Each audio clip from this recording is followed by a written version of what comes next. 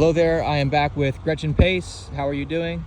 Doing okay. Doing okay. So you've been telling me about how there's some folks over here who have dogs and the police are telling them that if they try to walk their dog, that they will be potentially taken away. Yes, because I guess in the past, one of their dogs maybe bit somebody, but they got rid of that dog.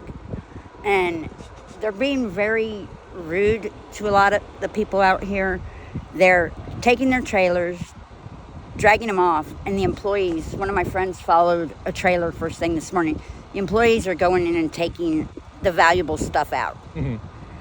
And she's trying to document that so we can go up to the flea market where the employees of the company that's going through them have a booth and sell our stuff, and she's going to try to record the stuff that they're selling so we can let it be known what kind of people they are. Yeah, that's important because that is very interesting, and of course the whole thing that's going on over here is very, very complex. And I mean, I'm having a lot of conversations with people out here that want to talk about hotels and whatnot, and you just see there's a lot of dysfunction, a lot of fiscal irresponsibility from the part of the city, and really, like, whatever this is right here, like, I don't care what people think about like whether they are free housing or free hotel or like whatever like kind of idea they have, like whatever this is right here, that's not good. Like, that's no way to be managing a city, especially when we're already spending like millions and millions and millions of dollars. It's not sensible. When Biden became president, he gave Santa Clara County $17.8 million to build housing for the homeless. They're building the condos downtown for rich people instead of the shelters and stuff. He gave the money for us. There's so many condos going up. So far since Biden was president, they've built 4 condo buildings downtown for the rich people. What about us when he gave the money for us? I mean, there's the money for everyone. I mean, there's actual demand for, single person housing in the city, for both rich and poor. I mean, when it comes down to the different ways to go about the homelessness issue, there's 1,000 different ways you can do it. You could literally build a complex that's 100 stories high. You could house, 20, 30, 40 times the population of this place in a single building, and you could literally have an entire economy devoted to helping give these people jobs, food, shelter, and you could make things more sustainable and fiscally responsible. Because like I said, there's abandoned schools here in town. Oh yeah. They could turn those into apartments for the homeless. There's literally, like I said, there's 1,000 ways to do it, but whatever this is, that's not one of the ways to do it. Like, I would be happy to see this place getting cleaned up if it wasn't for the fact that, of course, they're cleaning this place up and then the people have nowhere to go. Because what's going to happen realistically is the people are going to go from here to another spot, and the problem is just going to get worse because we're going to spend like what, 100, 200, 300,000, who knows, maybe even $1 million, right, cleaning this place up. And for what reason? When they told us we couldn't be here because 6 years ago, this was supposed to be an emergency crash landing course for the airplanes. And they got a dog park. They're going to put up a frisbee golf here. They're putting up a baseball plaza and all kinds of stuff here. And they said that nothing could be built here because it was supposed to be an emergency landing strip for the airport. I mean, like I said, there's room for everyone. There's room to build enough housing for everyone. All the rich people, all the poor people, they have that space. I mean, there's a lot of space downtown, undeveloped land that's just sitting with a fence around it that could be used to build a skyscraper with all the facilities that the people out here could use and thrive on, right? Like, it would be very, very easy to get the basics done. And it would be, that's what I like to say, it would be fiscally responsible to do so, because it would not be hard to build an economy around, okay, here we have, 1,000 formerly unhoused people in this skyscraper. We can help give them jobs. We can help take them out to job sites. We can help employ and feed these people and build an economy around that. But instead we have an economy around social workers and cleaning up these messes, which we keep on remaking. Because like I said, we're gonna clean this place up, and it's gonna cost a lot of money. But then they're gonna remake the mess when all these people move to another site, trash it up, and then restart the process in which nobody is happy. 3 years ago when they moved everybody out of here, within 9 months, people started moving back into this park. And it happens every 3 years they do this. It's like a scam, honestly, because they keep on selling these promises, like the politicians, but like it doesn't matter like if you're left wing or right wing, because at the end of the day, when you find places like this, the entire thing is just fiscally irresponsible, 100%. It seems like they're putting it on the news just to get funding to help take us out of here. But in 3 years, we're all going to be here again, and they do it again. It's like they enjoy having us move out here so we can get more money given to the county to help. It's a false victory. Like, I know the mayor has been posting about it and kind of bragging about all the quote-unquote cleanups he's doing, but I actually have been going to the cleanup sites, and I'm noticing that they're not very clean. Like, there's still a lot of trash around, yes. And within a short amount of time, the people come back to the sites, they leave their trash, and it completely is irresponsible because, I mean, everyone, like, again, like, no matter what political beliefs you have, everyone wants a clean city without trash everywhere. But the only way that you can realistically achieve that is if you start with housing, and it could be cheap, affordable housing. It could be like a prison cell sized place where you have a bed, clean water, a sauna, a steam room, like all the basic things. You can have all that stuff, a kitchen, etc., and just start with that basic thing, and it would actually save money. Because right now we just have, politicians who are they'll tear up like a hotel, for example. It'll cost millions of dollars. When they could turn it into housing for the homeless. I mean, well, that's what they'll do. They'll convert the hotel, convert it to housing for the homeless. The hotel gets trashed. Noisy neighbors. Yeah, very noisy. The hotel will get trashed, so then they're spending all this money on a hotel which is being just destroyed and trashed by people who are living in it. And then you get nowhere with it. When, I mean, what is like the ranking of like priority? Like, do they even have a system of, oh, this person's responsible, they take good care of their space, there's no trash around their tent, let's help this person first? Or how do they do the priority around here? It's kind of a lottery thing. They put our names in a thing in a computer, and every few days they hit the button and it picks random people. It's a lottery. Oh, wow. And it's also kind of like they have different demographics which they'll kind of prioritize first, right? Like right at first they did the gay, lesbian people. They're doing the mentally disabled and handicapped, then women and children, and then the rest of the people. And half the people already that's already given their trailers for the $2,000, out of the ones so far, 4 of them have not been paid for their trailers, and their trailers have already been crushed. Yeah, I've heard a lot about that going on around here. So that's going to be very interesting to see how this plays out. Like, I talked to a lawyer that was out here, and he definitely thinks that there's going to be some lawsuits brewing out here. And actually, there's multiple lawyers that have been roaming these cleanup sites. So that's going to be definitely interesting to see how this plays out on the legal front, because it is a very sticky situation indeed. But yeah, also tell me more about like the gay and lesbian thing. Like, is there a lot of hate crimes out here? Yeah, there is. A lot of people steal from the gay and lesbians out here. The disabled people, the ones that really can't defend themselves. The bullies out here kind of bully them, take their stuff when they're asleep, go around their spots. And because of that, there's a group of us. There's 5 females and 6 males. We take turns at night and walk the whole park and make sure nobody's getting stuff stolen while they're doing this. When it comes to the gays and lesbians, what people are targeting them? Like, is there like street gangs that are targeting them, or is it just individuals being homophobic? Like, what does that look like? Individuals being homophobic. There was some, I guess, a group from SF that was highly against gay, lesbian stuff a few nights ago that came out here. And They're like, where's all the gay and lesbians? They don't need to be here.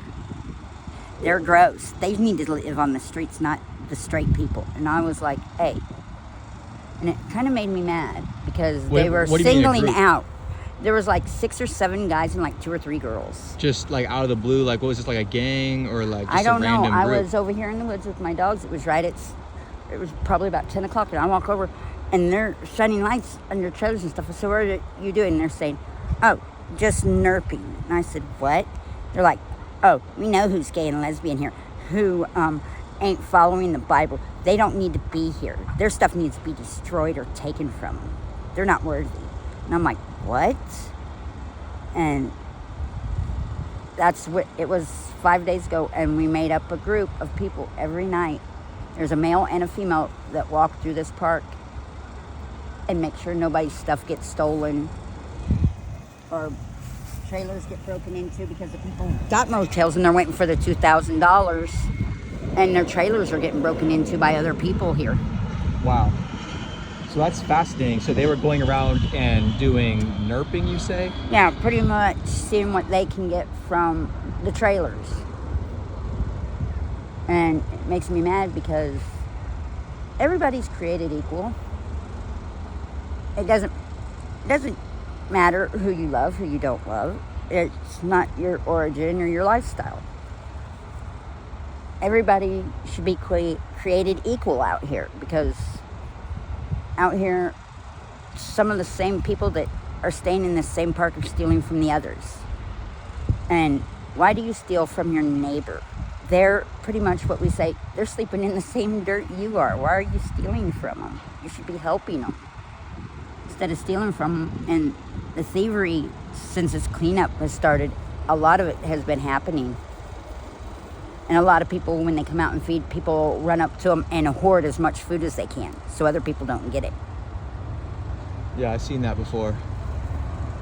And this morning there was 2 groups showed up with all kinds of food, and only like 4 people got all the food and ran scattered and just wouldn't share it. One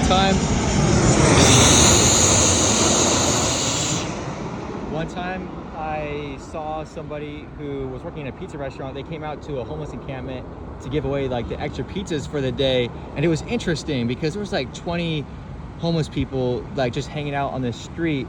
And I would say maybe most of them were kind of just like, oh, cool, there's pizza. And they weren't really too interested, but they probably would have taken a piece, patiently, right? So they were kind of looking over as maybe 2 or 3 people just rushed to the pizza and literally just shoved their hands in, stacking as many pizzas as they could up in their arms. And it was really disgusting because there was a whole bunch of pizza that could have went around for everyone, but they just run in there, shove their filthy fingers into the pizza box, start hoarding it, just grabbing it and like throwing it up onto their t-shirts, right? So they can hold as much as they could. There's people here that when people do bring food and clothes and stuff to help us, they'll hoard it and they'll go to the drug dealers out here and trade it for drugs. Oh yeah. The food. And it's just stupid. I've seen all kinds of disturbing things. Like a lot of times there'll be like clothing donations, and of course there'll be someone who's like, oh, I'll take all those clothings for, my family or whatever. And then of course they just end up going to the street and selling them on a corner so they can of course get drug money, which is exactly why, when it comes to these issues out here, housing and also sobriety need to be emphasized together, because there's really nothing you can do to help people unless you get them sober first. Because I don't know, exactly, everyone's situation out here, but certainly you can tell there's a lot of people who are just strung out.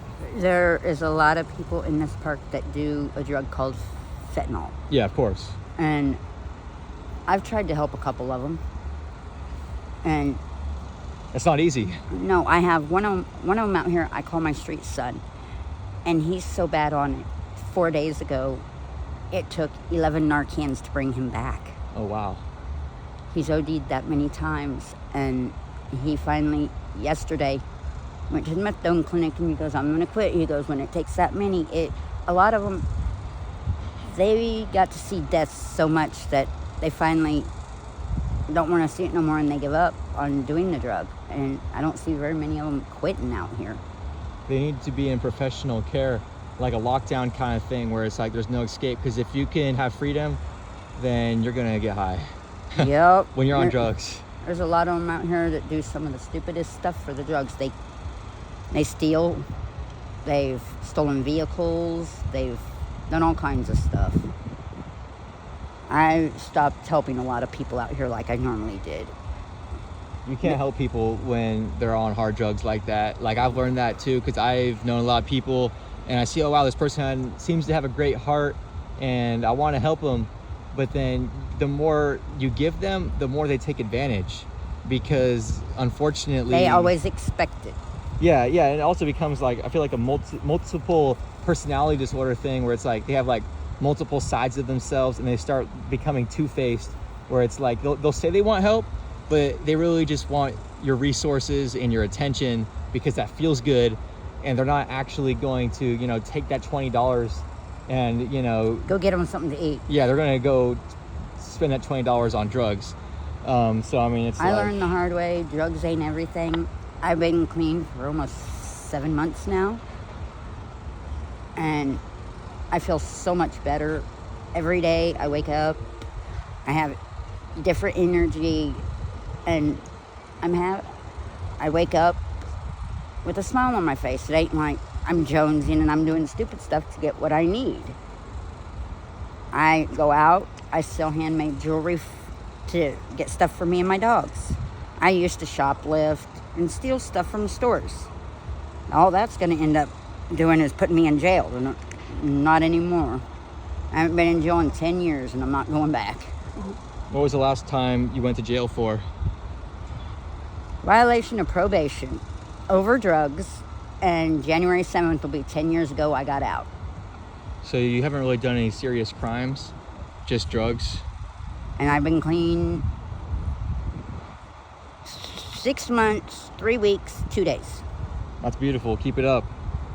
That's Every really good. night I go to sleep, I'm like, Lord, give me another day clean. I got another grandbaby on the way, so got to be there for my grandbabies, definitely. Oh, that's awesome. It's hard out here, but I'm surviving. A lot of us, there's a lot of single women out here, and it's hard for us, but we survive out here. It's hard. Is there a lot of harassment? The other day I actually saw like a sort of like domestic violence thing, and actually like I see a lot of that out here. Yes. I was in a domestic violence relationship for 9 years, 8 months. I left him in January. Oh wow. And it's hard, huh, to leave someone like that? Yeah, but I did it. It was what made me finally realize it. My daughter told me, she goes, Mom, I want you to see your grandbabies, and I want your grandbabies to see you, but not in a coffin. And that hit me hard. And I left him. I'm like, she's right. He hurts me. He's already put me in the hospital. He's killed one of my dogs. How do I know he ain't gonna kill me? Yeah. Wait, he killed one of your dogs? Yes. I'm sorry. He did. And I'm like, that was it. I see him around here and there, and he tries to talk to me, and I just ignore him. That's good. You know what really because I'm not going to get back into that. You know what really pisses me off is the Stockholm syndrome. Like, it really, really messes my head, because it does happen. Like, I see it a lot, like not just out here, because like, yeah, like yesterday I saw like a little fight between a man and a woman, and I could tell the man was just trying to like instigate violence. And you know, out here, I mean, I see it so much. It's like, I feel like most relationships, maybe not most, but like a lot, are very toxic out in the street. And I see that. But then also in my personal life, you know, I know a lot of women who like bad men, and like they seem to be attracted. They like the bad boy thing. Yeah. Well, yeah, like they seem to be attracted not to just like the aesthetic of a bad boy, you know, like in a movie, but like just men who are abusive. I don't get it. Like, it's a psychological phenomenon for sure. But you ask most of the women that are in abusive relationships for so long, they saw their mother that way. Their mother was abused, and they saw that so much. They're like, I need to be like my mom. They want to grow up to be like their mom, and in their mind, that's how a woman should be, passive and everything. That's all they knew growing up, was seeing a man hit a woman. My dad abused my mom. My mom finally left him after 23 years. Oh, wow. And when I left my ex, I'm like, thank God I left him before 23 years. And you ask a lot of these women, and they'll tell you they saw a family member, a sister, or a mother, or an aunt be abused also, assaulted. And they're just so used to it.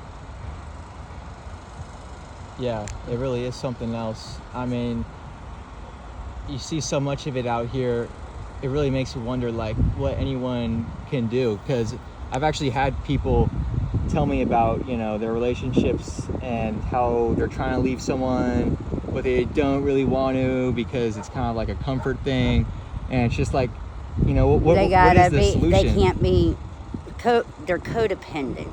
Yeah, exactly. I was codependent for the longest. When I left my ex, it was like, oh gosh. It was weird at first. I'm like, God, I got to do everything on my own. And when I was with him, I did it anyways. I'd go out, panhandle and everything, and I supported me and him. And he had a drug and alcohol habit. So I was supporting him, and I was doing without so much. And I'm like, I was supporting him, now I can support myself. I was doing it all on my own before, I can do it now. But I don't have to do it as much. I would say for all the people watching this, especially any of the ladies or perhaps even men who are in a relationship where it's not 50-50 and they're with someone for comfort and not for actual love, or maybe it is love, honestly. Maybe some people actually do love POS men, but whatever it is, you gotta use Gretchen for, you know, inspiration here, because it's one of the greatest problems this country faces, in my opinion, is the Stockholm Syndrome. Because when it comes down to building a successful society, when it comes down to building a successful society, relationships are most important. And certainly the most important thing, of course, is having children with somebody that you can trust and actually have wholesomeness with. And if someone's yelling at you, if someone's being silly-willy, get away from them ASAP. Just like my daughter told me, just think this person's hitting you, this person's abusing you. If they've ever killed like a pet or killed something, even just in anger, that's one step closer to maybe them killing you. Just think, you have children. Those children are going to have your grandchildren. If you want to see your grandchildren and have your grandchildren see you, you don't want them babies to see you in a coffin. You want to be a survivor. And that's what got me away from it. You also don't want to be raising anyone in a household where, you know, an animal is being abused. I can only imagine how traumatizing that would be to see your beloved pet be killed by someone that you trusted, right? Yeah. I mean, that's really like traumatizing on a whole nother level. I mean, when it comes to relationships, it's like things have to be 50-50. Like the most successful relationships are going to be where like the man and woman are working together. And if they're not working together directly, you know, in terms of their profession, then they're being at least as close to 50-50 as possible. Because if not, then like the dynamic is just not there. If one of them is working, I want to stay home, do stuff around the house. Don't have them do everything. Yeah, I mean, if there's like a stay-at-home mom or dad, well, they gotta be cooking the best food on the planet to make up for that. Or they gotta be, I don't know, who knows, maybe they gotta be, I don't know, maybe childbirth is like a super like important job that's really painful. Maybe they get some credit for that. But if you're a stay-at-home dude, on the other hand, okay, that's another thing. Like if you're a stay-at-home dude, there's no excuses for you. You gotta really do something amazing. I don't know, be an astronaut or something. True there. But you actually can't be an astronaut if you're a stay-at-home dad, so. No, you can't take the kids on the plane with you.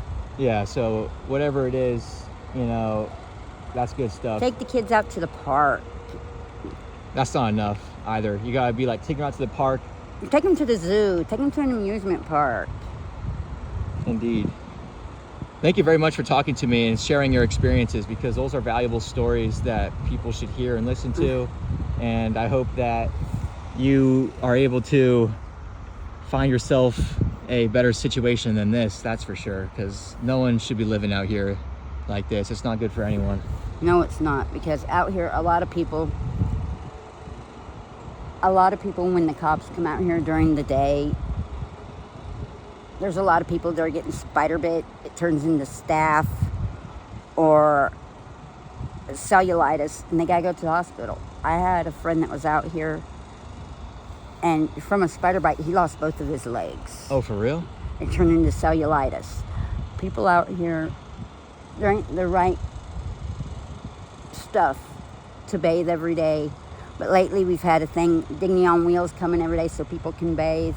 But normally they'd only come once a week. People get staph infection, MRSA. If you get MRSA really bad, it can get into your bloodstream, and it's called, I think, toxics or something like that in your blood, and it can kill you. Two of my best friends almost lost their lives in the past 3 months from it. I've seen that. I knew someone who got bit by a spider. It went septic. Yeah, and then he went to the hospital for like I don't know, maybe it was like a whole month. It was a long time, and of course, that's another example of something where it's like it really shows, the fiscal damage of these types of places, because when he was in the hospital for a month, that would have costed 6 figures, of taxpayers' money that could have been used to simply, go towards building the house, go towards building the apartment, the skyscraper, whatever. That it's just being wasted because you have this place where there's just a huge amount of unhealthiness that builds up. Like if you're using drugs, you're not hydrating, you're gonna have a health problem, and guess what? Yeah. That's gonna come out of taxpayers' pockets. Yes. I think in the past 13 years I've been here in San Jose, I think I've been in the hospital maybe 3 times. And I don't go to the hospital unless I'm dying. Out here it's just so scary how many people have lost fingers, limbs, legs, gotten so sick that they've been put in nursing homes. All of us out here had a real close friend from her being out here. She had a spider bite go septic on her. It bit her on the neck, and somehow the bite turned into a tumor and everything. And the tumor turned into something cancerous, and she just passed away just recently. Oh, wow. And it's just so scary how homeless people go through so much. And people are like, people in houses are like, oh, I can do that. No. It's so hard out here for so many people in wheelchairs and everything, people with disabilities. It's really hard on them. People gotta look at things from the most realistic standpoint they can, and really just look at things the way they are. And like that's how I would try to relate to people who, in their shoes. Yeah, not even just putting them in their shoes, because honestly, a sober person who's worked hard their entire life and has lived a really straight lifestyle, they're not gonna be able to understand someone who's on the street living a deviant lifestyle doing drugs. But they can also reason with, the very reality, the very economic and cultural reality, where it's like, if you're on drugs and you're in this situation, you don't gotta relate to them on the moral level, but you have to understand that it's not good to have people out here, because it's not good for anyone. And look, if you're on drugs, you have to get sober. How are you gonna get sober? Well, you need to have state-funded rehabs that actually work. You need to have housing that actually transforms people from deviants on the street using drugs to, of course, productive members of society that have a roof over their head and a support network that works, which is complex, of course. I'm not saying it's easy, but I mean, you have to look at things from the standpoint of, heck, maybe I don't relate with you, maybe I don't agree with you on things, but here's a plan that works. And right now, of course, we don't have any plan that works. Right now, in the past 3 days, they have destroyed 15 trailers. Even though they destroyed 15 trailers, 6 new trailers have moved into the field over there. Oh, really? Yes. That's insane. So they're really not making progress. Really, no, because more trailers are moving into the field back over here from other parts of town, because they're running them off from there. Yeah, exactly. So they bring them here. Last night alone, 2 trailers came in, 2 new trailers. It's ridiculous. I mean, they're running off everyone at the same time. And let's say the entire city of San Jose goes lockdown mode, and they figure out a way to really just kick everyone out somehow. Well, guess what? Those people, they're gonna Scatter. go. They're gonna go to the Central Valley. They're gonna go to whatever other surrounding cities that will accept them, and the problem is not gonna be solved. A lot of people are talking about a town on the outskirts here of San Jose. It's a ghost town. I guess it was flooded years ago, and there's like 50, 60 abandoned houses. And people are thinking about going there, and people just left everything behind. The town was flooded, and houses are just standing there with nobody in them for it's been like 10, 15 years now. There's people here thinking about moving to that ghost town and moving into them houses. Oh, wow.